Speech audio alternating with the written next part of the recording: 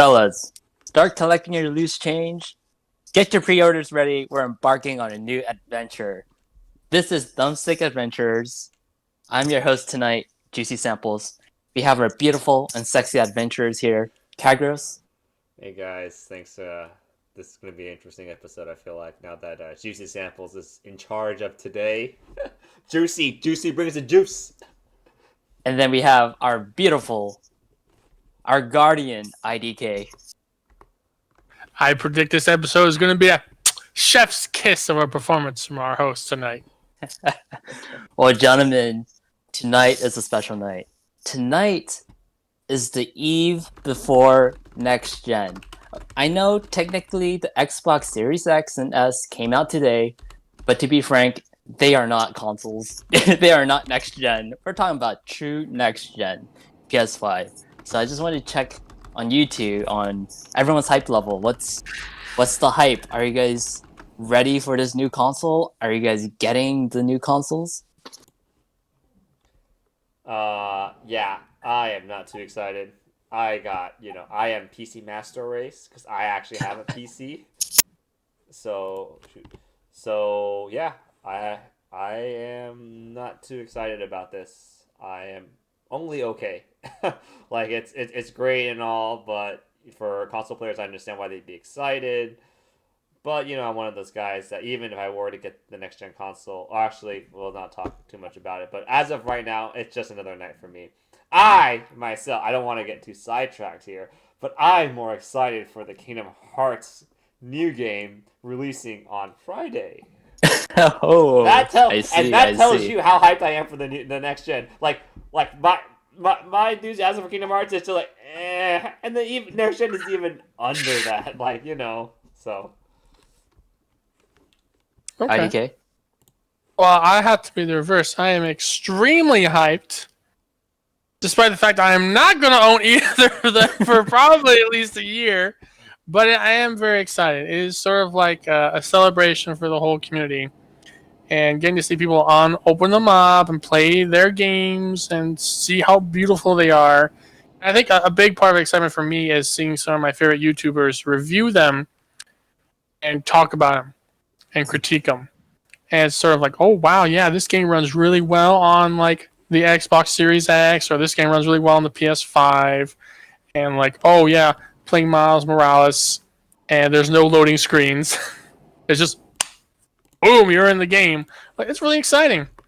It's really exciting for what the future will hold for me in like maybe a year when the combos start coming out.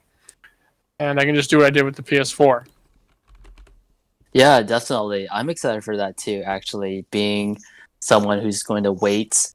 I feel like I'm in the middle of the road where I am excited, but for the wrong reasons in a way. Like, I'm actually really excited for backwards compatibility and being able to run those games at a faster FPS, faster frames as well, or higher frames as well.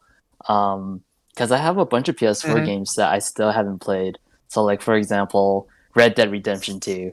Like, I want to play that on the crispy PS5, 60 frames per second, on 4K. I don't know what it is now, but pretty excited for that, We're at actually. 8K now, guys. We're at 8K, by the way. Oh, No, my bad. I'm just bullshit. I have no idea. You think my blood's rich enough to afford 8K TV? I'm afraid not. but no, I agree with that. I mean, there's plenty of good games where it's going to be like you eventually get a PS5 and you're like, Ghost of Tsushima, 60 frames per second, looks real crisp. Kingdom Hearts 3, if you really want to play it again, looks really good. I mean, it works real well from what I've seen. You know what game doesn't work though really well on PS5? This is a big shocker. Bloodborne. Heartbreaker. They did not optimize it. I mean, I don't really care. I didn't really like the game that much. But there were a lot of Bloodborne people who were super excited to get a big, next-gen console and make that game actually run well. And they don't. They don't. They didn't do nothing. They said, Bloodborne? Bye-bye.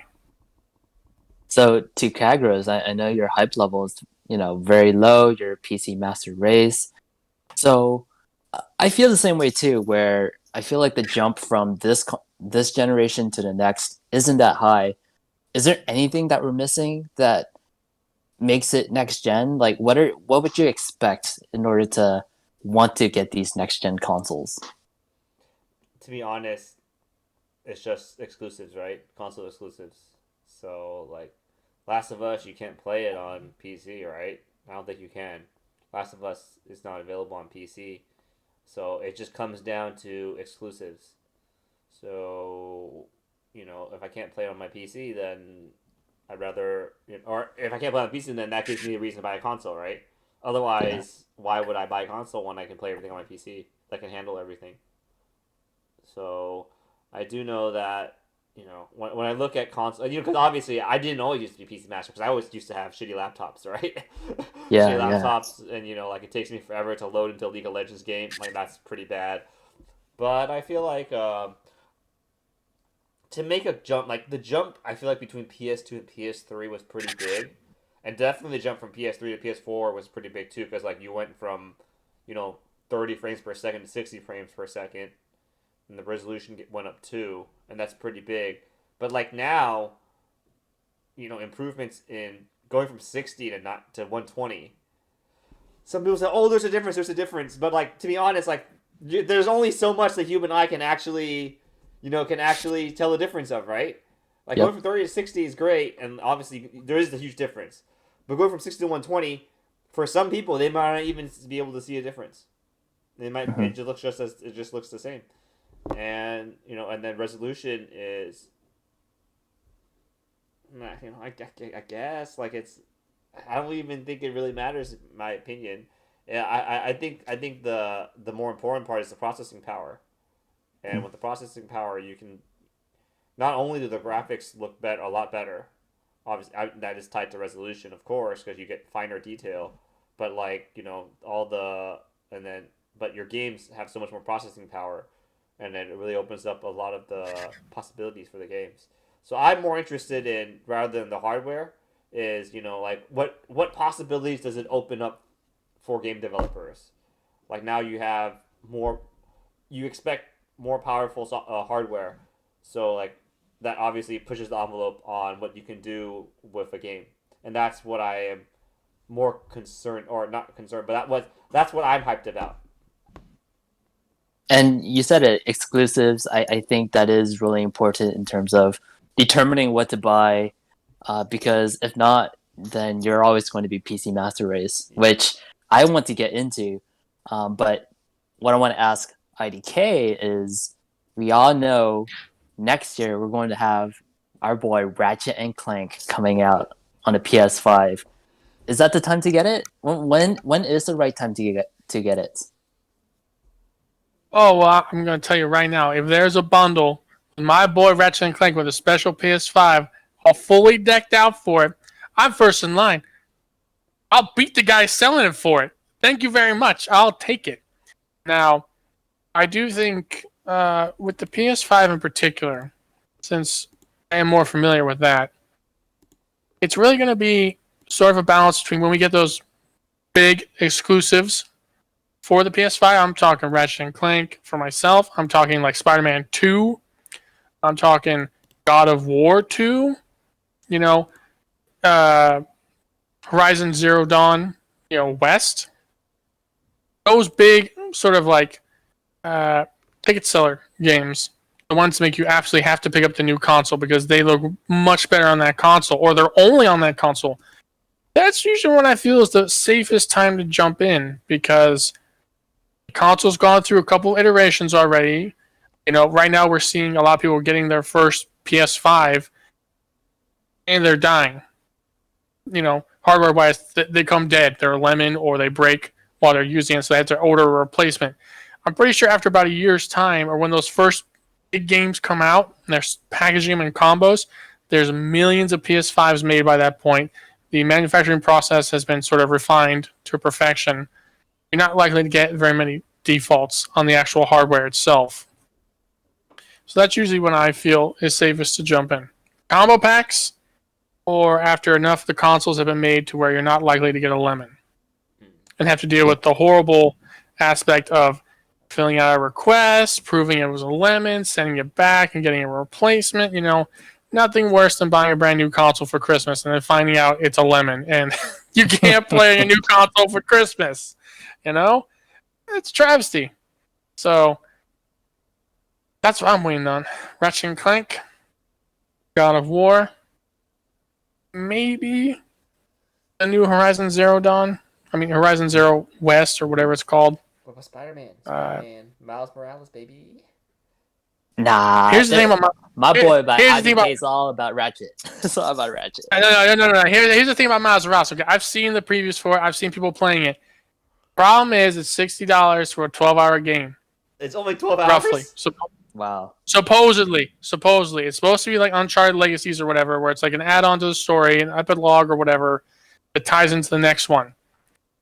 Now, I know what Sony's going to do. Sony's going to sell a special edition Spider-Man PS5 in like 2 years. It's going to come with Spider-Man 2. And it's going to come with Miles Morales attached as a bonus to get you to pick it up. But that's And by that years. time, Miles Morales... yeah, it's 2 years, right? But there's plenty of bugs in Miles Morales, so they need to fix first. And maybe they'll enhance it. I don't know. It's 2 years from now. But the thing is, going out there right now and picking up a PS5 just to play Miles Morales, not really worth it, in my opinion. Like, if you're a super hardcore Spider-Man fan and you desperately want to play more Spider-Man, be my guest. You can pay the fee and go first. But I waited 3 years for Spider-Man before I played that, and I got it for $20. The whole game and all the DLC. And I still haven't even played the DLC yet. So I'm more than willing to be patient and get my deals. The thing is that it's a next gen tax too. Like everyone wants to get that shiny toy. They want to see what's new, and the newest thing they can play is Miles Morales. So it's understandable that it's $60. One thing with me is, and you two know very well how I got my PS4, and that was because we were on the road down in Los Angeles for E3 2017, and that's when these two gentlemen forced me to buy a PS4 Pro for that Persona 5. We didn't force anybody. So before then, I was always a video game fan, but just never found the time. And ever since then, getting that console, I've been playing a lot more games because of these two. And that's how I got into the current generation. Now, Kagros, what is that one game that will get you into this next gen? Bruh, you already know. You asked this question and you already know the answer to it. Like, come on. Kingdom Hearts 4, baby. No. Yeah. Soccer Wars 2, baby. Soccer Wars 2. Let's ask this question. You already know the answer. We already knew this answer. Come on. There's only one game. Come on. You guys know what it is. It's Persona 6. Obviously, I'm on the same boat as Kagros. I think once a particular game comes out, then I would buy the PS5. But until then, I will stick to my current consoles. See if I can continue using my PS4 to its max. But with PS5, with the backwards compatibility, that's really intriguing. Makes me want to jump. I'm actually gonna look into pre-ordering next tomorrow and see if I can actually get one. But we'll see. I honestly think that for the PS5, or I actually would wait. It's not just going to be one game that I want. There's going to be multiple games that I want before I decide to pull the trigger on the console. Like for the PS4, I didn't pull the trigger until the Black Friday. The Black Friday before. So Persona 5 came out in April, I believe. So I knew that it was coming out. So that I decided on the Black Friday before that in the previous year, I was going to get a PS4 to prepare for that. And while I was waiting for it, I already had bought Infamous Second Son, which I wanted to play already anyway, and that's a PS4 exclusive as well. And I believe I had one other game as well. I forgot what it was now. I can look through my catalog, but I had several games that I wanted to play. And then like one day said, okay, here is Persona 5 release date. All right, we're getting a PS4 so that when that Persona 5 drops, I'm ready. So it's not just going to be one game. It's going to take multiple games for me to decide whether or not I want to pull the trigger. But there are games I do want to play, like Assassin's. I haven't played Assassin's Creed in a long time. I think the last one I played was number 3. So and I know they brought back the future story. I think for several games they didn't really have a second, like the present day timeline story. But I think starting with the Odyssey, they brought it back, and I really like that. The parallel, the present day story a lot. So when they took it out, I was like, all right, I don't care anymore. Yeah. Yeah, it's understandable. And the thing is, by you deciding to wait for multiple games, you may technically be able to get that game on sale for a Yes. deep discount, probably. Yep. And right now, a lot of the reviews are trending towards that sort of ground. Like the ones I watched have said, Valhalla isn't bad. It's actually pretty decent, but should probably wait for a sale or even a deep sale and wait for the bug fixes to roll out before you jump on that bandwagon, because it's got some issues. So if you wait like a year or maybe 2 years for your chosen game to come out for PS5, you can get a bundle of that game with your console or with a different game you want, and then also find Valhalla on like this sale rack for like $20. Or that's another issue we have to talk about, but I'll leave it to our host to bring up. Um, eventually you'll find that game you can play it and not have to deal with the new game, new console penalty tax. The luxury tax.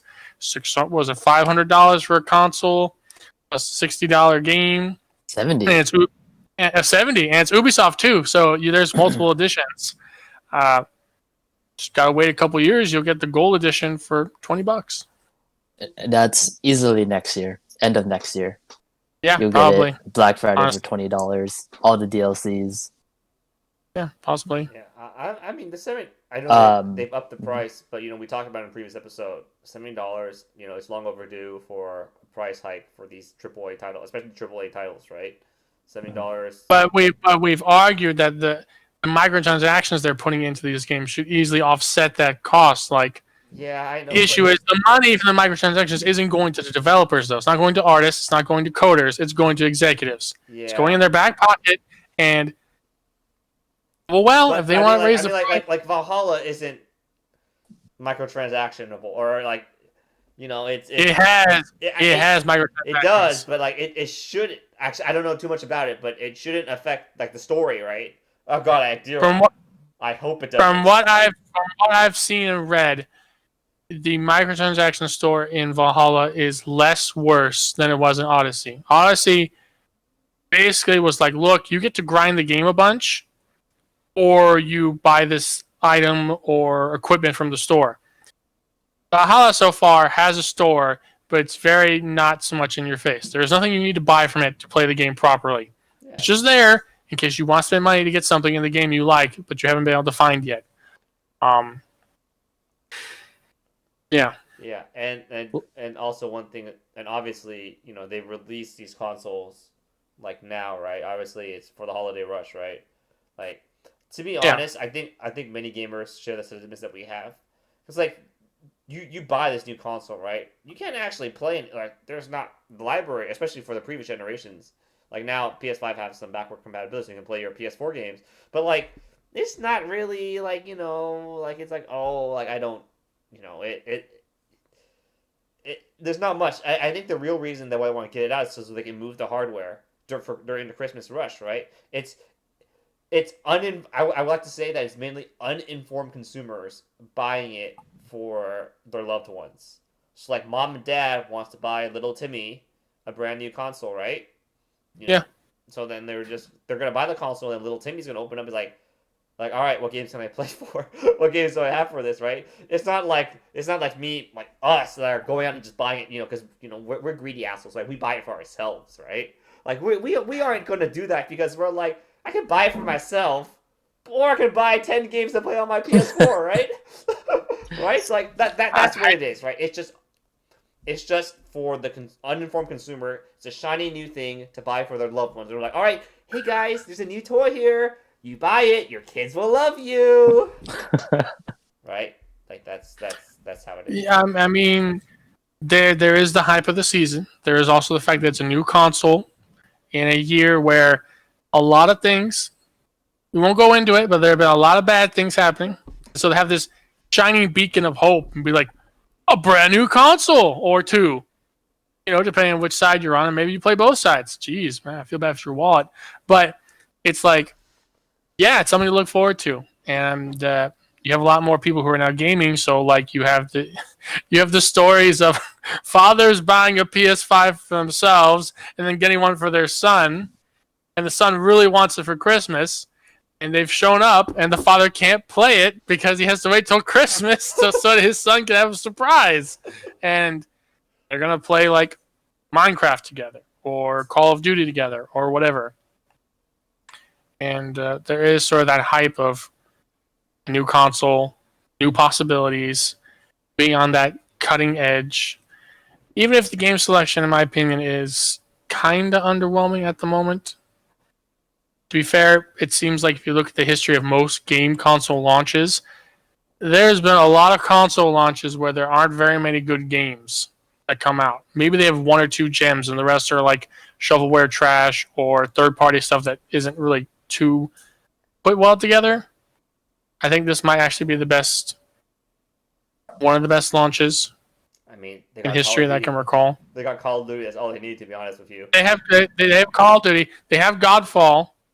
If that game actually turns out good, you have Yakuza, Yakuza Like a Dragon, Really? aka Yakuza 7. I don't see the Yakuza game here on the list. For Yeah, Xbox. Oh, for Xbox. it's for Xbox. Okay. It's an exclusive for Series X. The PS5 version comes out in March, I see. Got it. which is interesting, but it's there. Like there's actually a plethora of games to pick between each console, depending on what you want to experience on next gen. I can think back to the Sega Saturn when that was announced and released, and it had no games to buy. It was awful.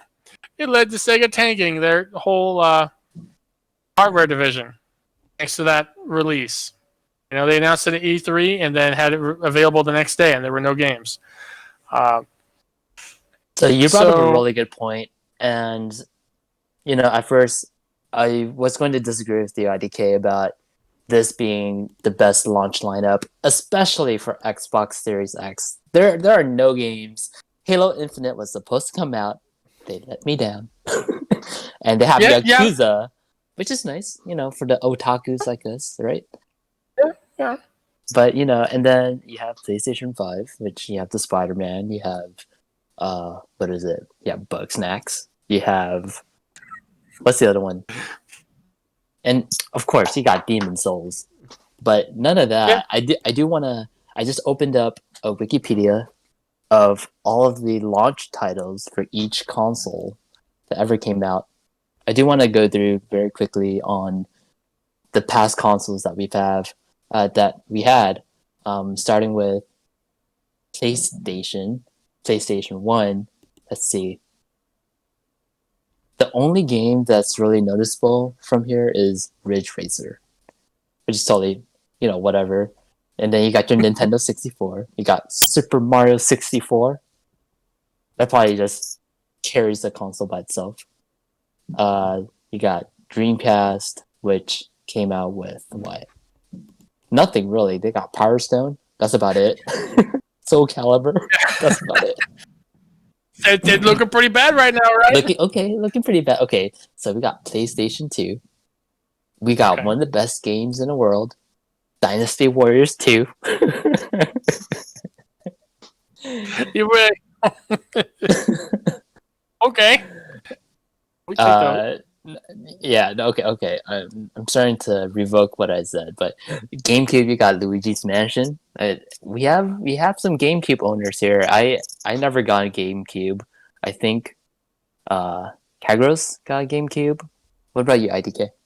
Yeah, yes. My brother actually bought one of the first edition GameCubes. It came packaged with Resident Evil Zero, I believe. That was our Mm-hmm. first game on GameCube, and I didn't really like Resident Evil much as a kid. So the fact we had that as our first game, it wasn't very too popular in the house. Only he played it, but he did get Pigman though. That was important. Pigman, love Pigman. Jumping ahead, we have Xbox launching with Halo, of course, which carried it. That's probably one of the best ones, actually. Xbox 360, we got Perfect Dark Zero. That's not a game. Okay, next. We got PlayStation 3. PlayStation 3, we got Genji, which is not a game. Resistance, which, it's up there. Yeah. It's up there. Okay. I I'm mean, starting to get your okay, point. so yeah. We got Wii with Wii Sports, of course, because it got bundled in. We got Twilight Princess. Okay. Oh, that Oh, one. wait, Now we need that one. Kagros to fill in now with the Wii. Well, technically, Twilight Princess was also on the GameCube, right? Yes, it was. I played it on the GameCube. I played it Yeah. on the GameCube. So to me, I that played it on the Wii. that doesn't really count, and here's why.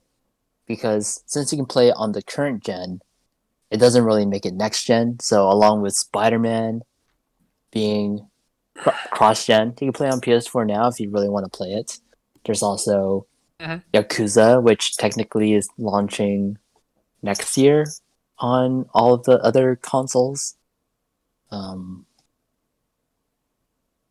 You have that, and then just going back to Xbox One. Not really anything. Titanfall. There's actually Titanfall that people liked. Okay. And then last but not least, we have PlayStation 4 with Knack, baby. We got Knack. Knack, Oh, Knack, we got Knack, huh? Oh, Yeah. sorry. Yeah, What? so you see, Mm-hmm.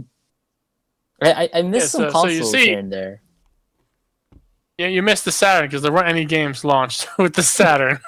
Uh, The Super Nintendo and the NES had what, Mario games? oh yeah, I would imagine. I didn't go before the N64, but two more games that I missed out, or two more consoles. We got the Nintendo Switch, which we got Breath of the Wild. That's got to be one of the contenders, and then we got Wii U, which Wii U Yeah. did not impress. And Nintendo Nintendo Land. Land. Nintendo Land, that was their big thing. Everyone was playing that when they were streaming off their Wii U's. But the thing is, with Breath of the Wild, that was also a Wii U / Switch, dual release. Mm-hmm. Kind of. It was meant for the Wii U. It came out so late that it became a Switch launch title. It's like, it could be on both. And there are arguments for both. People like the Wii U version because you can actually hack your Wii U and get rid of the stupid web integration issue if you really don't like it that much. But yeah, see, like I said, console launches have always been sort of a rocky time. Like, there's maybe one or two gems and a lot of filler, and it's the console developers sort of hoping you'll buy into the future, which a lot of people will. It's shiny, it's new, there's hope, and there's maybe a game or two on the horizon. You're like, oh yeah, in like 6 months I'll already have the console. I'll save the money up for the game. Yeah. Yeah, I've been burned a bit by it too much buying the Switch. When like a couple months afterwards, like I had ARMS, which I played for a week and then traded back to GameStop for credit. And then I had Breath of the Wild, which I played for a couple hours and didn't like. And it sat on my desk for like 2 years until my brother developed interest in it, and then he beat it. Cool. Got my money's worth from it. I got to watch him play it along with the DLC. But yeah, like, most I've done on my Switch since buying it that early was play Fire Emblem. and go halfway through Odyssey. I'm going back to the PS3. My brother bought me a PS3 when it first released, and the first game I got for it was Genji Days of the Blade. I beat that game. Yep. It's bad. Yeah, young Sean was very much a glutton for punishment. The game was so bad. Oh, it cost $60 too. It was so bad. But people are. I think a lot of people are gonna be afraid also of like the fact that it's gonna be very hard to get a PS5 in the near future for right now because of the delays in production and because of everyone buying them. Scalpers are probably going crazy. It's just like, do you spend the money now and ensure you have it for the future, or do you chance and wait? And with so many games being backwards compatible with the PS5 and getting boosted versions, Kingdom Hearts 3, solid 60 FPS, baby. It looks real good. Amongst other things, it's like, well, even if you do get a PS5 and you only play old games, they're going to run better. They're going to look better, probably. It might be worth it to go back and play some of those old games. Like, I don't know if Persona 5 Royale is getting a boost on the PS5 or not. I would imagine it probably is, just no one's tested it yet. Yeah, I'm not sure what kind of boost it would even have since it runs pretty well on PS4. But the one thing you brought up about these next generation consoles being expensive, being really hard to get, but the fact that they're backwards compatible reminds me of a console that never gets some limelight, has probably the best backwards compatible you can get, and is always getting next gen updates almost on a yearly basis. That console I'm talking about is the PC. And I know you two have PCs, and for me to bring this up where I don't have a PC, why don't people just buy PCs and just get Steam, get Epic, and start playing their favorite games? Do you know how much my machine costs? There is the cost factor. There's also making sure it's set up properly and works. There's also the fact that some games just simply don't run very well on PC. Case in point, we were talking earlier, Kagros brought up exclusives. Horizon Zero Dawn finally got ported to PC, and I had thought about waiting to play it on PC. I was going to wait for it, and I figured, no, I'll buy it on PS4 Pro. I'll get the bundle with the DLC for like $20, and I'll play it there. I'm very glad I did, because the PC version of that game was utter boo-boo. It was garbage. Did not run well, was not optimized well, couldn't adjust FOV, field of view, so it was very difficult to play on PC. Interesting.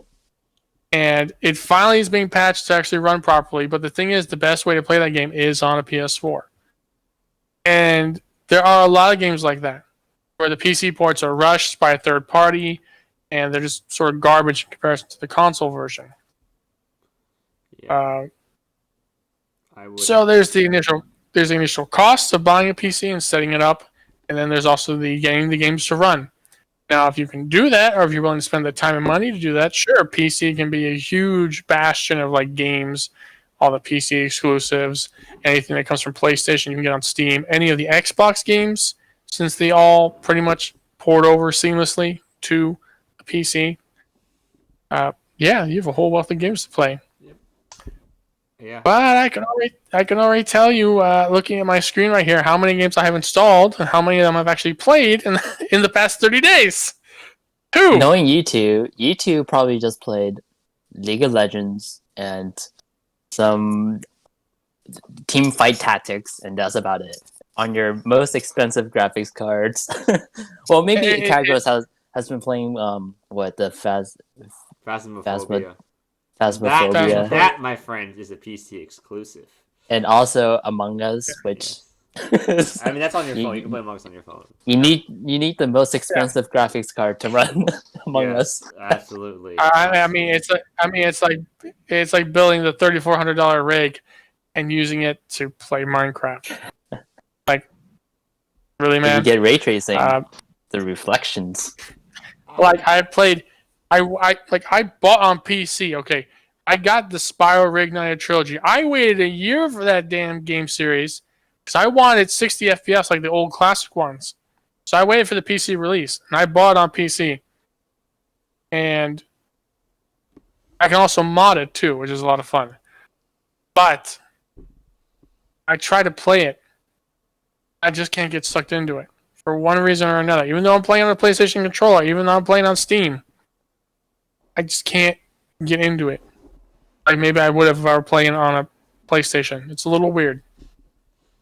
So tonight is again the eve of next gen, not counting Xbox Series X. That's not next gen. There's no games coming out. Halo Infinite or bust, and we definitely bust. I like to reflect on this year, specifically on the current gen. I'm sure being home a lot more often nowadays has allowed us to play more games. So, are there any games out there that anyone wants to shout out? For the current gen before we leave, and then we hop onto the next gen. We start playing Spider-Man. You start playing Demon Souls. You start playing Yakuza. Guys, I mean, it's not current gen, but you guys watched me play Persona 4 Golden on my PC. Ooh, But, I think Yeah. obviously the highlight of this year, and it was a great way to start quarantine, got to be a Persona 5 Royal, dude. Yep. Persona 5 Royal, that's the, I think in one of our last episodes, we all agreed that that's the cream of the crop. Like, of all time, right? That's the cream of the crop right there. Persona 5 for Royal. this gen. Not even For this year. I don't even think for this gen. I think it's the all time, dude. It's like over just gaming history. That's the cream of the crop. It still is a very good game, and it's hard to beat. Honestly, a lot of good games come, and of course the thing is, Dude, I think we're all very. They're gonna beat it in Persona 6. I guarantee you, they're gonna beat it in Persona 6. We are all very biased in our taste towards it. There are plenty of people out there who don't like Persona and like, That's Dark Souls. That's because they ain't weebs. That's why. That's because they ain't weebs. They like They don't got that. They don't got that palette like we do. We like the anime. We like the anime titties, dude.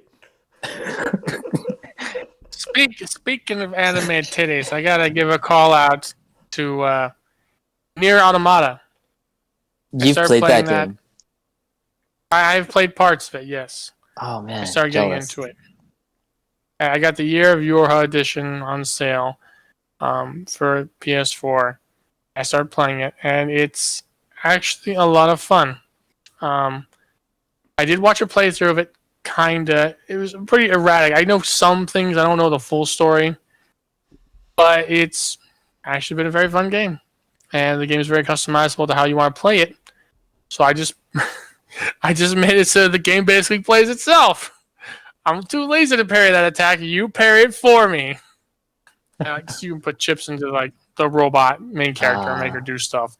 So like the gun can auto fire, she can auto parry and counter attack. Like you can make the game as easy or hard as you want. And so far from what I've experienced, it's actually been a pretty compelling story. It's a decent game.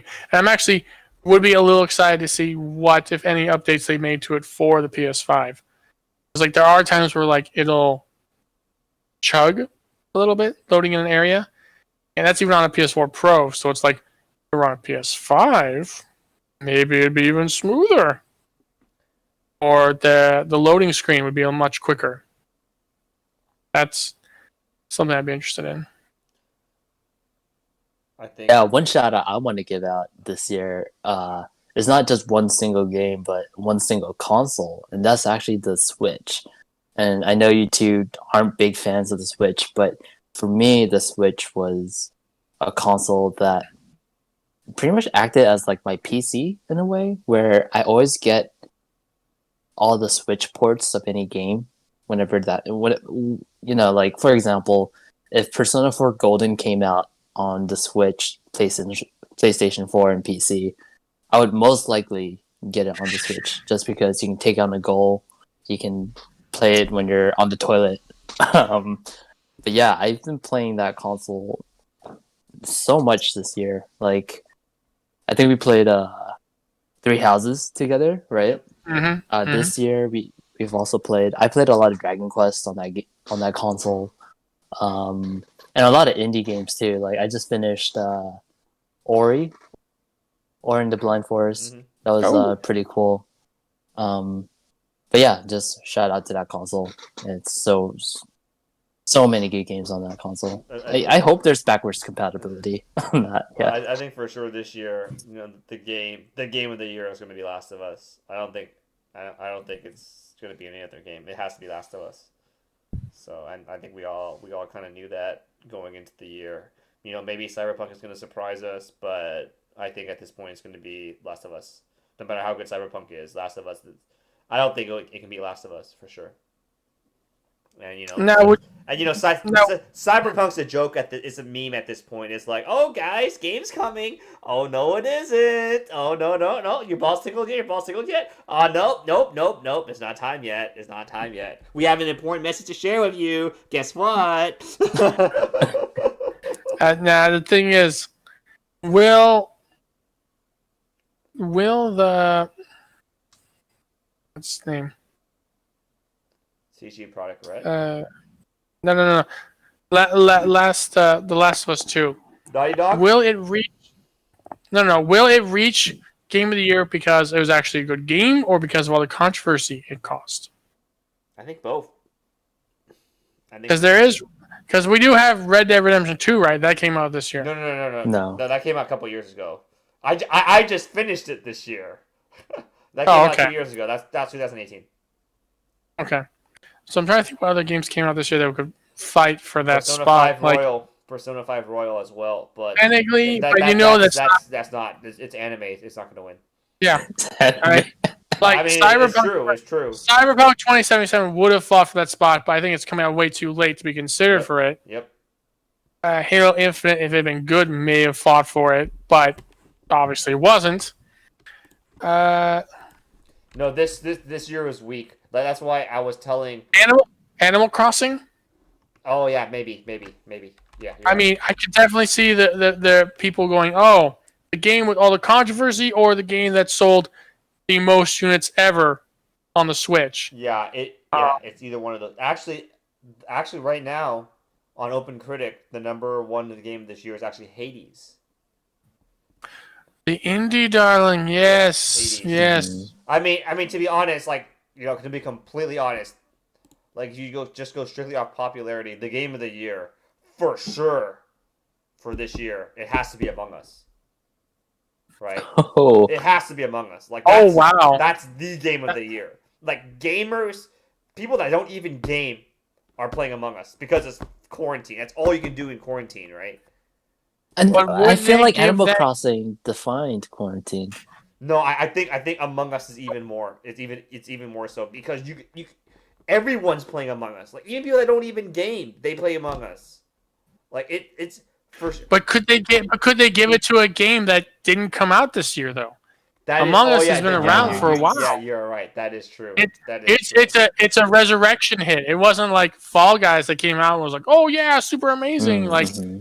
No, it was around for about a couple years, and then some big streamer streamed it and it blew up. You're right. So you're right. You're absolutely right. But you're right. Among Us, if it had come out this year, probably would steal the spot from one of the big AAA games just because it's so big. Yeah. Now, I agree. Among Us on PS5. Oh yeah. Yeah. So I think right now the only game that could challenge Last of Us is probably Animal Crossing. Animal Crossing. There are a lot of people that enjoy that game, but if you just go strictly off the ratings, Hades might be able to challenge it as well. Maybe Cyberpunk can challenge it, but I honestly think it's going to be Last of Us. Knowing the how it usually goes, it's probably going to be Last of Us. I'm pretty sure.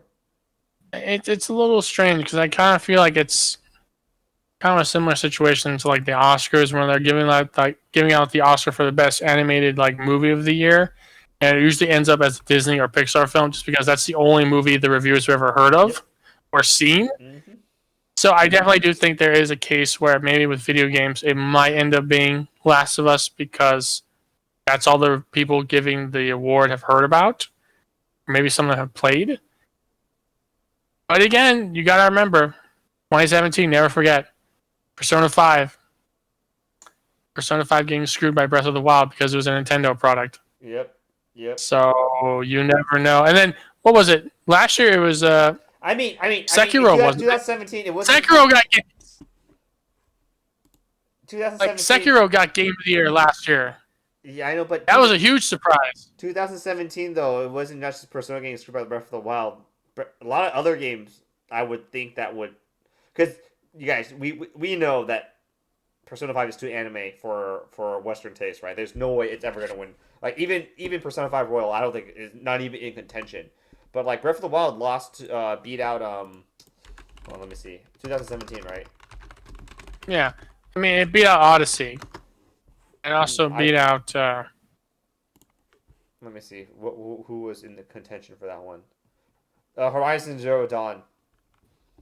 Yeah. I think that game got screwed by Breath of the Wild as well, and you know, I don't know. I'm not I a fan. I mean, mean, me and you aren't really fans of as Breath of the Wild, right?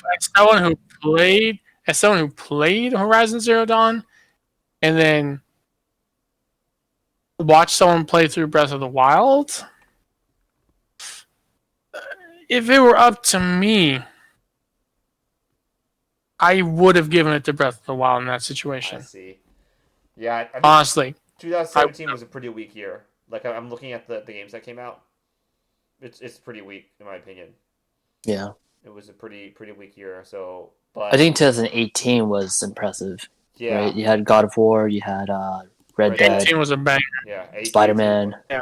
And that was the year Smash came out. Was it Smash in 2018 as well? Yep. But it snuck in It Yeah. at snuck the in. very That last was, month. that was like if we were drafting 2018 and then like Smash got announced and we're like, all right, everyone bid on Smash, right? Max amount of money Yeah. bid on Smash. Yeah. Oh man, dude. Oh man, 2018 was such a good year. You had Red Dead Redemption, Monster Hunter World. You got Spider Man. You got God of War, and then you got Assassin's Creed Odyssey. I think Assassin's Creed Odyssey is actually a pretty solid game, especially because that Ubisoft they took a step back and they kind of redefined or they changed the Assassin's Creed formula basically because they knew that the yearly releases weren't cutting it anymore, so they scaled it back. So yeah, I think that was a pretty good year. That was definitely a good year for gaming. Yeah, like everyone said, it's this current gen has given us many treasures. And speaking of games, especially of next gen, there's so many games that live between generations where it's cross gen. But I actually want to play a game with you guys. We have on the screen we have 16 icons, game icons, very iconic. Yeah. Actually, there is an amendment I want to make. I'm sending an image to Kagros right now, and I want Kagros to use that image and replace Diablo with that image. If you can do that Yeah, for I me can do very it. Give me 1 quickly. second. So a game that I want to play with you guys is, like cross gen. We have games that are between generations, but let's say we want to make games that are cross games with one another. So for example, you have Street Fighter and Tekken, and they've made Street Fighter X Tekken. Well, we want to do the same thing here too. So I've picked out 16 games here. The first 8, the 2 rows, are games that are Japanese made, and we have the last 2 rows that are non-Japanese made. I believe Kagros replaced Diablo with Among Us, Yep. right? Yep. So for example, what I want to do is pair one game from the Japanese rows with the non-Japanese rows and try and make a cross game with each other. So for example, if we were to have a Pokemon cross Grand Theft Auto, what would that look like? and we pair them together, and then we'll do kind of like a bracket match, and we'll see which one comes up on top on a game that we want to play. Let's see here. So let's start off with Pokemon. Which one should we pair Pokemon with? The icon in the bottom left hand corner, that's Clash of Clans, right? Oh, sorry. So I should go It's through all of Fortnite. them. Oh, it's Fortnite. Let me go through all of them because they're not super obvious. So, starting from the top left, we have Pokemon. We have. Does anyone know what the second icon is? Dude, it's Persona, dude. Okay, Persona 5. We don't got Mementos, we don't dude. got posers in this video chat. We got Phoenix Wright. We got Mario. We got Street Fighter, Fire Emblem. I couldn't find a better Yeah, that's fine. Fire That's fine, Emblem yeah. icon. That's fine. We got Kingdom Hearts, and then we got the best game, Hatoful Boyfriend. Oh my god. And then we have Grand Theft Auto. I picked 5, but it could be any Grand Theft Auto. Last of Us, Dota 2, Ratchet and Clank, Fortnite, Red Dead, Among Us, and Minecraft. And some of these games, we've talked about it in the past. They were on some of our lost episodes, For example, like, what's an example? Like, Phoenix Wright is one of Kagros' favorite games. So, I wanted to put it on this list. So yeah, let's start off. Let's go with Pokemon. All right, for me, there's no question. It's Dota. Best one is Dota. Yeah. Best one to cross over with Dota. I mean, to be fair, they're already making a Pokemon MOBA. I know. Pokemon United. So, but I mean, we're talking about crossing over too, and including the Dota characters with Pokemon. I think this, I'm looking at all the possible choices. It's either it's either Dota or I want to say Last of Us for like a nitty gritty post-apocalyptic Pokemon game. How would you play that out? And then you got zombie Bulbasaurs running around everywhere. Zombie Pokemon, they're coming for you. Or if they were not friendly Pokemon, but they're out there to kill you. Like they're just wild. They're legitimately wild Pokemon. Yep. So I think Pokemon should pair with Last of Us or Dota, in my opinion. I think those are the best ones. Okay. I would actually go a different route and pair Pokemon with either Grand Theft Auto or with Minecraft. Interesting. Grand Theft Auto, yeah, I kind of saw that as an obvious, but want to hear your thoughts on that. Grand Theft Auto basically would just be like Detective Pikachu, but grittier. Mm-hmm. And you could start off as a named character in a big Pokemon city and be involved in underground crime with Pokemon and actually explore what human society is like with these sort of magical creatures running around who would basically take the place of cars and guns. How you obtain them is something you'd have to creatively invent. It's not going to be traditional Pokemon where you capture it in the street. It's probably going to be you join this group and they give you a Pikachu. And here's your Pikachu. Always carry it with you, otherwise you'll be killed by a rival gang. And people are riding Pokemon in the streets as cars, and you can do drive-bys with your Pokemon. The darkness inherent in a society reliant on these slaves, these Pokemon slaves you have who do your bidding. What would that look like? Basically, Team Rocket on steroids. The thing is that Grand Theft Auto, even though there's a serious side, there's the flip side of that, which is the happy and fun and goofy side. So you can there could be that too. I mean, you have a Dratini as your car and you do tricks with it, flying over ramps and stuff. I don't know. You can do a lot of things. That's what I. Yeah, go ahead.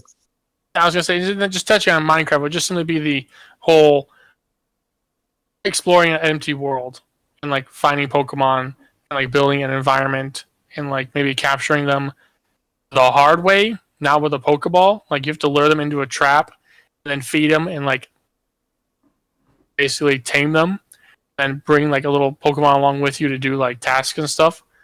Could be an interesting survival game.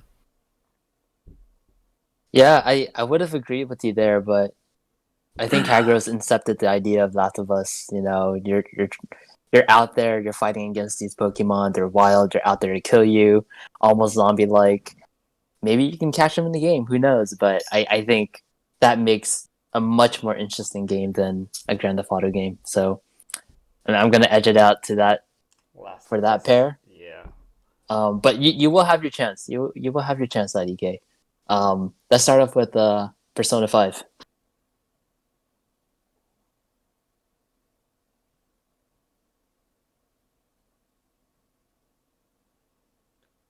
Shit, I don't know. Persona. I mean, actually, I wouldn't mind a Western Persona. Take it and have it set in the Old West. Ooh, I would use Red Dead, but I think there's a better game that pairs with Red Dead at the top. So, um, maybe Ratchet and Clank. I guess you could. It'd But just it's be pretty colorful. And not just It's colorful, colorful. but the It'd be- thing Ratchet and Clank they also deals with multiple dimensions, right? well, the Yeah. new ones are not the original ones. The original ones were just one planet or a couple planets. But Ratchet and Clank, Honestly, the whole thing. yeah. I mean, The gimmick of the game is you can travel back in time, right? There's that, not the and, original and you ones. travel forward. But the true gimmick of Ratchet and Clank are the guns. Is the guns, And which the Persona. personas could very easily swap into. It would just be instead of Ratchet with a bunch of guns, it'd be Ratchet with a bunch of personas. Good work. I feel Wouldn't like be a with problem, Ratchet, really. it's just like a baby Persona game, which I think I would still have fun. Like everyone's like super round and you know positive You summon a energy. certain persona to shoot a certain type of bullet. I Actually, don't know. no. Sorry, It- I think it should go to Fortnite. I can. Persona 5 with Fortnite. The whole idea of Fortnite is it's a battle royale game, and basically it's to find loot, and then once you find your loot, then you go and kill other people and take their loot, right? Mhm. We're the Phantom Thieves. That's what we're supposed to do. We want loot, right? It's got guns. Maybe you can instead of If you're guns, using Persona 5, yeah. yeah. So I think it fits. I think the battle royale Persona 5, and instead of guns, you just use personas instead. And yeah, I think. I still prefer my Wild West Persona. Well, wait till you see what I have planned in store to pair with Red Dead Redemption. I think there's a much better game at the top here that pairs with Red Dead Redemption. Much better than Persona 5 does. I'm actually for Ratchet and Clank. If anyone would like to just pair it with that. I'm A fine. Ratchet and Clank Persona. I'm fine with pairing it with Ratchet. You have like But a here's the thing. futuristic. Here's the thing. If you're gonna Sounds pair like something with Ratchet Psychonauts. and Clank, you need to get the IDK approval. Like my I approval, mean- you need the IDK approval with Ratchet. So and with Clank. Ratchet and Clank, you have a futuristic setting, you have time travel, you have multiple planets, and you have guns.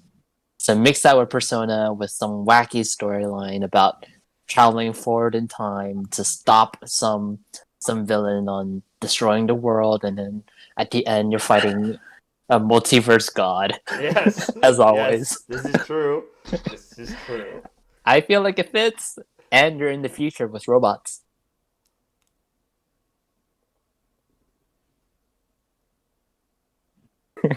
IDK thinking very I hard. could see it.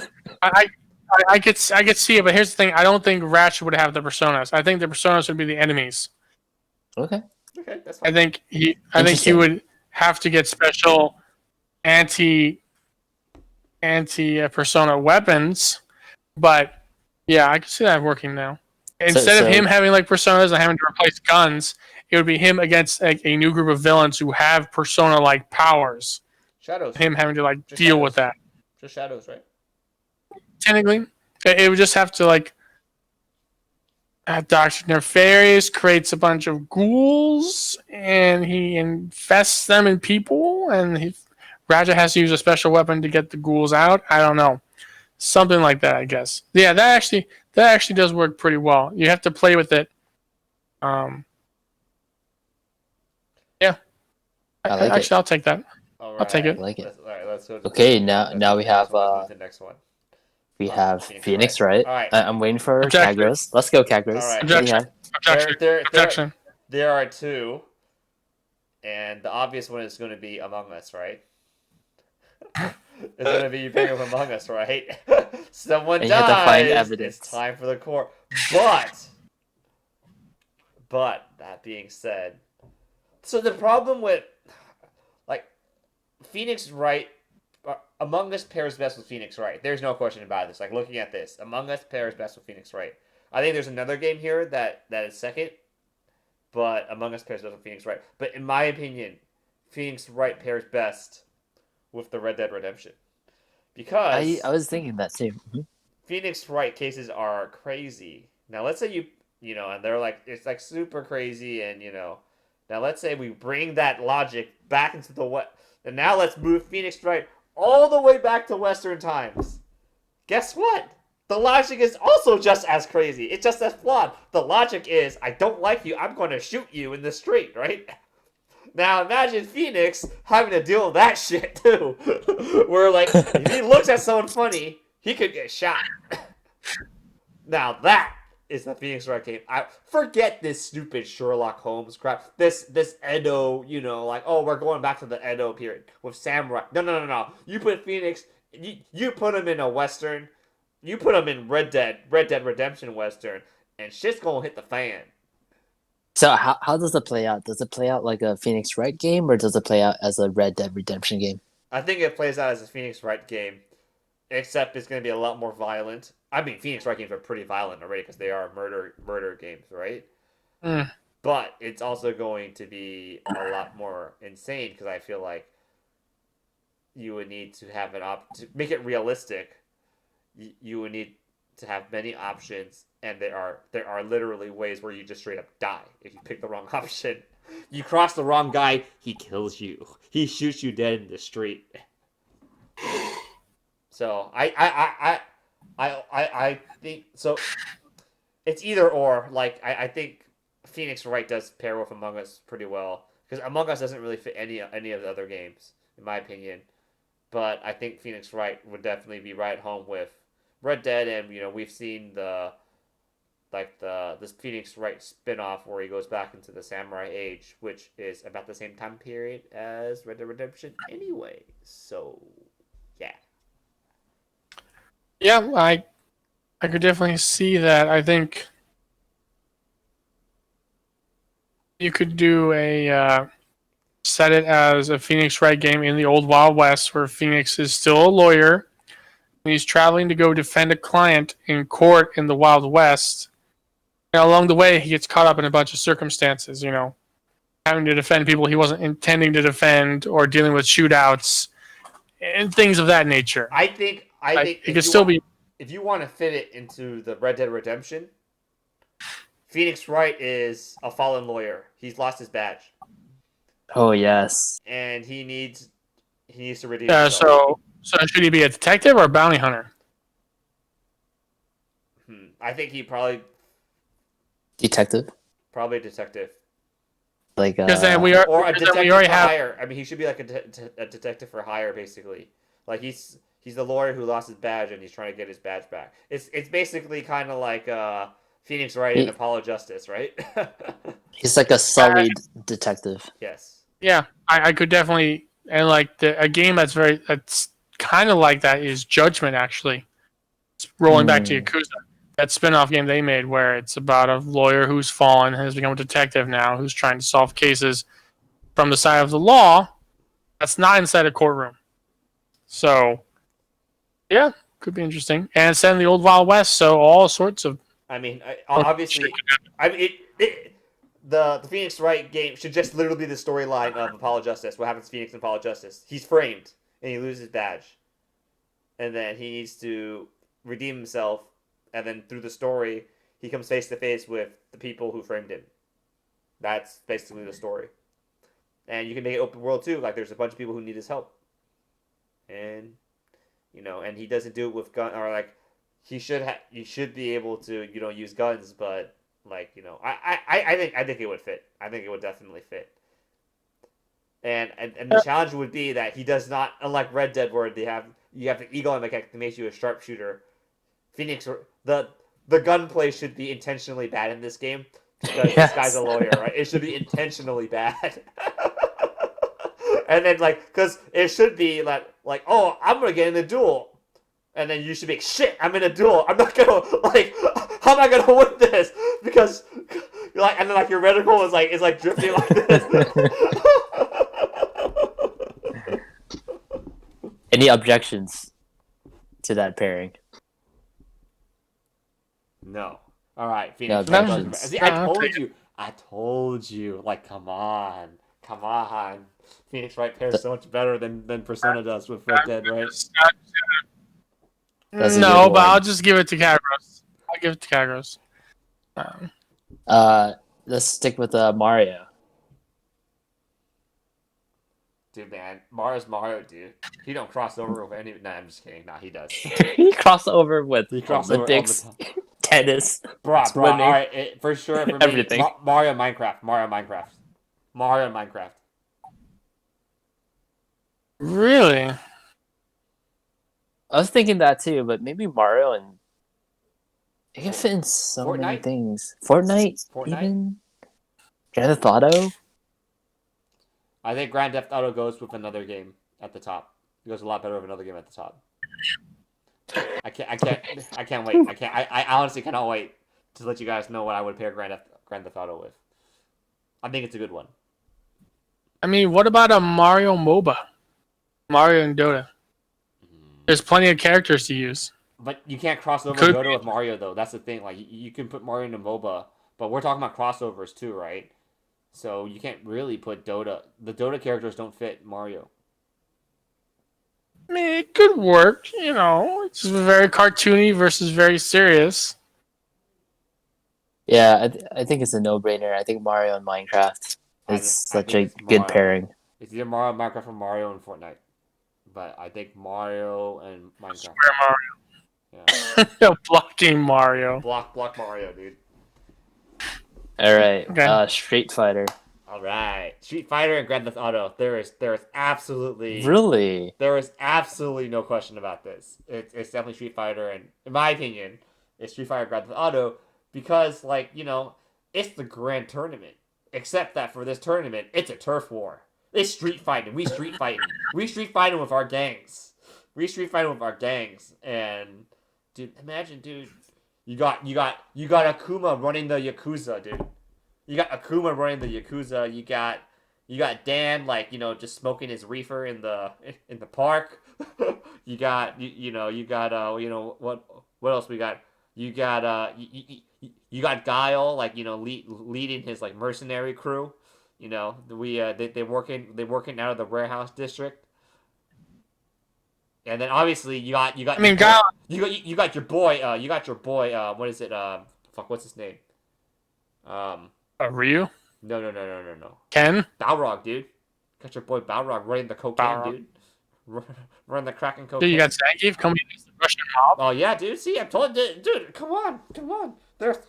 Guile and Chun-Li as the police forces. You have to evade. Yeah. I mean, that could be interesting just because it's Street Fighter, so you can actually get it's literally Street Fighter. Except now we got turf wars too, dude. Come on. Makes sense. You sold me. I was a little confused to why that would make sense, but there's literally street in the game scene. Yeah, exactly. That's why I said it's a no-brainer, guys. It's a street fight to end all street fights, man. And this time, Guile can actually use guns. No need to fire sonic booms, dude. Just give him his M4, dude, and then. That is funny. It's so weird because I like that. The thing, first thing I'm thinking of is Ryu gets out of prison for 18 years for a crime he didn't commit, and he walks into a Japanese city. And it's fucking the beginning of Yakuza, except it's full of Street Fighter characters. Okay, that works. All right, so we have the last three pairs, and I do want to just go over three pairs together because I think it's narrowing down enough where we can talk about it. So we have Fire Emblem, Kingdom Hearts, Hatoful Boyfriend, and then we have Dota 2, Fortnite, and Among Us. All right, so I think at this point, Dota is probably going to be Kingdom Hearts. Pair it with Kingdom Hearts. Interesting. Not Fire Emblem. Yeah, not Fire Emblem. The thing is, Fire Emblem characters, they don't actually have special abilities. Most of them, like the sword, most of the non-lords, they don't really have any special powers. They just use sword, axe, and lance and bows, right? There's not really any powers. But I mean, they gave some of them powers in Fire Emblem Warriors. It's like they could make them. I guess. Wouldn't be impossible to fit. It'd be cool, like if with I think I forgot their name. I already forgot their name. Three Houses. I think if you use Fire Emblem with Dota, it would be Dota characters in a Fire Emblem game, and you can recruit them like that and such. Yeah. I think That that would be better, more fun. rather than making a Fire Emblem MOBA and by porting Fire Emblem characters into Dota. I think the Dota characters would be better put into a Fire Emblem game where you can recruit. I think that would be a lot better if you wanted to do that. Yeah. And I think definitely Hatsuko Boyfriend is going to be Among Us for sure. Yep. Because I mean, come on, like it's a game about love, right? And what better but what better representation of love is stabbing someone in the back, right? Come on. And then they're like, "Did you do it?" It's like, "But I love you." Exactly. and yes. I'm a pigeon. You gotta find the secret lover. Yeah. So like definitely like I think that one for sure is a no-brainer. And yeah, I guess Kingdom Hearts and Dota, and then Fire Emblem and Dota, and then Kingdom Hearts and Fortnite. Yeah, I think that makes sense. I think yeah, that's like Kingdom Hearts and Fortnite. I mean, It'd be just plenty of characters. You drop onto a battlefield. except Just you wouldn't be using guns. You wouldn't be using guns though. You'd just be using keyblades. You'd start with base keyblade. Yes. And you'd open chests to find better keyblades. Yes. And then if you're lucky, you'll find Ultima. And you find Oblivion. Yeah, Ultima. You find Ultima. And you can also find gear too, and spells. I think also you can start with no spells. I think you can open a chest and like get fire and stuff. I think that could actually be really interesting. I think a Kingdom Hearts battle royale would be pretty good, and you can build stuff. I don't know what you would build, but you can build stuff if you want. Oh yeah, I forgot the building aspect. You're gonna build your gummy ship, obvious. There you go. Come on. Holy shit. And then like once you build your gummy ship, you get a special power. You can fly in there, and then your gummy ship you can shoot people from the sky instead. I don't know. Be interesting. Yeah, I guess it's fine. Kagros, I sent you an updated image on the pairings. I was thinking we can like have a bracket match and see which one stands up on top. Sure. But I think we just talk about which game we would actually want to play. I think all of them are such great combinations, better than Street Fighter Tekken. Like, I'm just kidding, but yeah, like it's definitely better than that Tekken X Street Fighter. It doesn't even exist. That's true. Oh, being sassy there, IDK. It's still in development. Still in development. Hasn't been canceled. It's never coming. The one crossover I'm really interested in is actually the Street Fighter GTA. Like, I don't know. So you're Ryu and you're driving a car, and then you're having fights on the street. Yeah, and then you can do drive-by Hadokens, dude. Hadouken. Ah, fuck! There's a fireball. Ah, shit! That Japanese guy shooting fireballs out of his window. But if you fight Bison, is he just gonna fly above you and psycho crush you to death? Like, how is the combat system going to work in that game? Is it GTA style or is it Street Fighter style? I have no I idea. I think it'd be Or should it be Yakuza style where like you walk down the street and a mob of guys just pop out and then it turns into a brawler and you're just I think it should be like throwing out that. Yeah, throw a fighting.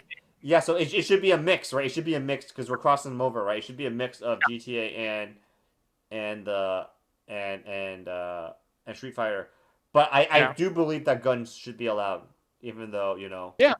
guns should be allowed. Guns should absolutely be allowed. Again, if we're going to throw it back to the Yakuza example, you can equip a gun that has limited uses. You can clear out mobs with it, and then once you throw it away, and then you can start using your fist again, or you can charge up energy to use special attacks. Yep. Like, totally works. And it could be a narrative built around Ryu being in this unfamiliar city. Like, it's been totally changed since, again, he's been stuck in prison for 18 years. Why was he in prison for 18 years? He took the fall for a crime, for Ken. Ken's evil. Oh, Ken, the So- troublemaker. So for me, among this, I think the game I'd be most excited to play would be the Phoenix Wright and Red Dead Redemption crossover. That's the game I would play. Not Kingdom Hearts and Fortnite. Yeah, no. No, Like I think. Yeah, I think the Pokemon and Last of Us is pretty compelling, but like I think Phoenix Wright and Last of Us just fit, or Red Dead, they fit together so well. It seems like a legit game. they're pointing at each other. Yeah, I know. Right? That's when you know it's legit. Yeah.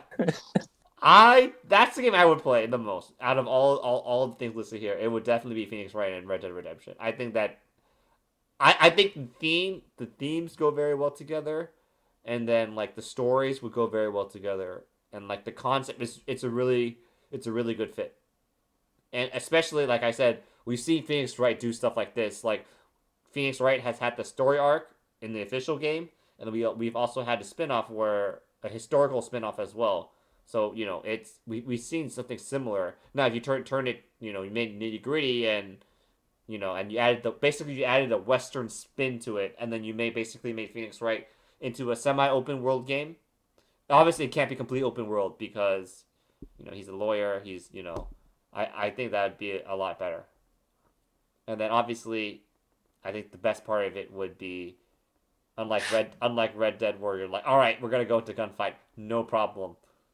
When you're playing as Phoenix Wright, it should be, fuck, we're going to a gunfight. Oh god. Oh god, the gun system sucks. Well, yeah, no shit, you're a lawyer, dude. So yeah. IDK, any cross games you want to play next? The more and more I think about the Kingdom Hearts Fortnite game, the more and more I think it Yeah. could actually be really interesting.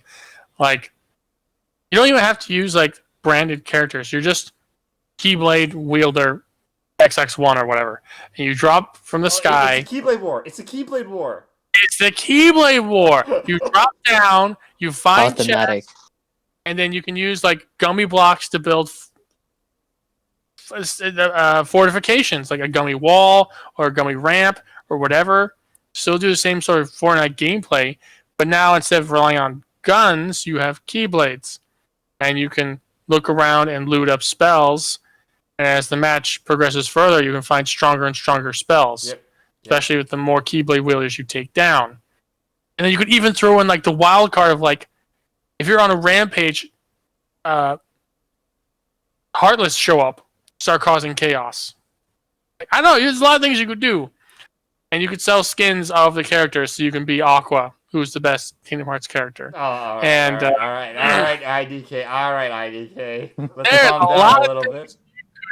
Do there. And you could even have the map change to be based off of different worlds. Like, can you imagine battling on Hollow Bastion and then battling on like one of the Disney worlds or something like that? Or maybe you have them all merged into one big map so you can drop in different worlds and work your way towards the center. Could actually be very compelling. I agree. And if you made it so that spells are very hard to find or very rare or have limited uses so that you're forced to do melee combat, so people just can't snipe you from like half a map away with a fire. Could be pretty nice. Pretty nice. Adventurers, we're almost at the next town, next gen city, but we have to stop here for tonight. Is there any last thoughts on everything that we've talked about today? Whether that's how shitty the next gen consoles are, or if you want to promote the PC Master Race, or even just keep on talking about these cross games. Anyone? I've got one thing I wanted to bring up because I thought we would bring it up. I wanted to know. We've already discussed it before, but I wanted to verify with everyone their opinions on the PS5's decision to go with two variants, disc and discless. And now that they're releasing, and now that we've seen the way the world is, which one would you still get if you had the choice? If someone was like, "Here, PS5s with disc or no disc," which one would you pick? I would pick the one with the disc, hands down. I don't like buying digital games. I like buying physical games, even more so when I'm sharing them with friends because I can just give them the physical disc. Hey, you want to play this? You don't have it?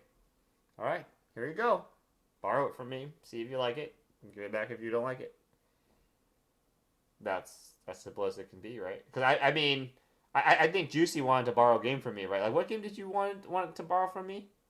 I wanted to borrow Breath of the Wild, Breath of the which I Wild. still do. Yeah, so like it's like that. Like I can just give it to him, and then that's it. Digital, you can't do that. You can't do that with digital games. Like I want to play Overcooked with someone.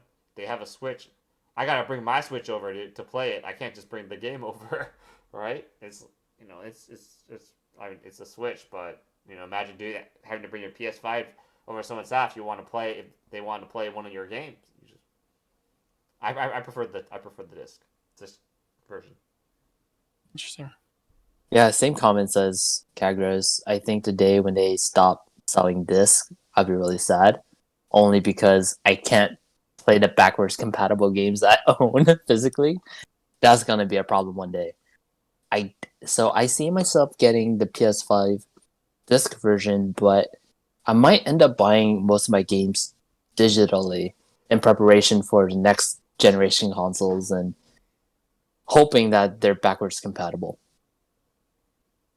That's the thing that's changed for me. Like originally when we had this conversation, I said I would get the discless version because it was cheaper and because most of my games are digital anyways. I don't really want to buy clutter. But that point about having old games for backwards compatibility and just being able to simply slide the disc in, have it load up, and be like, "Oh, you have this game. It's backwards compatible. We'll give you an update patch. Boom, you're ready to go. Play on a new variant of it." That's actually very easy, and actually would push my decision to getting the disc version for now. I definitely agree with Juicy about in the future, once it does finally all go digital, just getting a digital version so I can keep all the games digital and move them along in my shared library. But I do have some PS4 game discs. There's always a chance I go into like a Target or Walmart or something and find a game that I was interested in, and it's like $5 bargain bin. Gonna be real sad when I don't got a PS5 with a disc reader, so I can't throw it in there. Or if someone buys me a game, like, here's a PS5 game, and it's like, I don't have a disc reader, man. What the hell? I can't use this. So It's a disc task. It's a disc tax. So yeah, Yeah, and a disc yeah. is a disc advantage if you don't have a disc reader, yeah. Oh, as I've experienced with Legend of Zelda Breath of the Wild since I bought that digitally. My brother wanted to play on his Switch, so I had to assign his Switch as dominant, mine as a partner to him, so that he could play my game and the DLC without it being disconnected. Whereas if I just had the game cartridge, I could just give him the game cartridge, and he could maybe download DLC somehow. I think it would still have an issue, but yeah, the sharing games digitally is a pain in the butt. Yeah, and I also feel that I work in tech, and as a result, I am very wary of having anybody else control my library because I am worried that let's say you build up, you start buying your game digital and you build up a library. Let's say like, you have PlayStation, you decide to start building a digital library instead of a physical library, right? You never know when the company is going to be like, all right, we're moving to the next console generation. If you want to access your old library, you got to pony up money to access it. And we've kind of seen this kind of like, even back in the day, like this is just not for like Rock Band, right? Remember Rock Band 3? In order to access the Rock Band 1 and 2 DLC, we had to pay them. Obviously, it was a licensing fee, right? Because that was the reason why. But like if you go, but that was 10 years ago, and I could see companies charging users like, all right, you want to play this old game? Guess what? You got to pony up some money because you didn't buy it for this current system, or something or some BS excuse like that, right? So because right now they're giving up the updates for free for most of them. I think the only game right now that isn't giving it away for free is Control.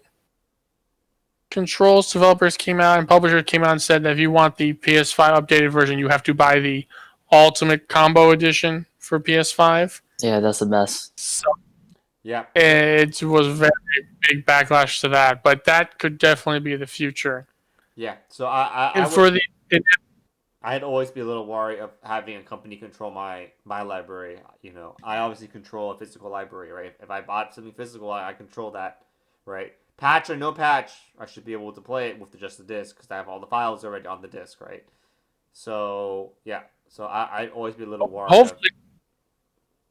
Hopefully. The thing is, I've seen this scenario happen before with PopCap Games before they got bought by EA. I had a copy of Plants vs. Zombies, the original. I can plug it into my computer, one of my old ones, and try to install it. And at the end of installation, it tries to put in a key code, and it can't register the key code because PopCap's dead. Oof. You have to talk to EA to get them to unlock it, and they won't. They'll say buy the game again from us. And their version is edited. They got rid of the Michael Jackson zombie because obviously the Jackson estate got pissed that their brother, son, whatever, was being used as a zombie, so they had to change it to something else. But if you had the original game installed on a computer, you could boot it up and play and have Michael Jackson zombie show up and try to eat your brains. That's true. Now I can't because I don't have a computer that has it installed anymore, and the disc is kind of useless. But you're right. In the general case of a PlayStation disc, you buy the disc, you install the game and play the game.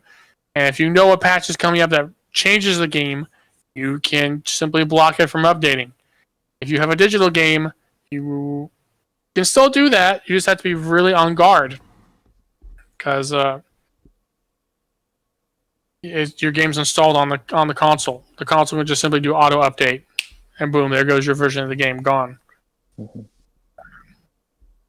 Any last words, Kagros, before we end the night, before we have to save our game? No, I'm good. No, Persona 5, Goaty of the absolutely. Persona 5 Royal. of the generation. Persona 5 Royal, best the world. Best game to date. Only to be surpassed by Persona 6. I'm calling it. If you think Persona 5 Royal was a masterpiece, I think Persona 6 is going to beat it. They're going to find someone to top it. I guarantee you.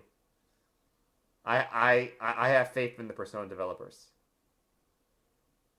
Here to hear first. Persona 6 better than Persona 5. That's why it will show up on the PlayStation 6.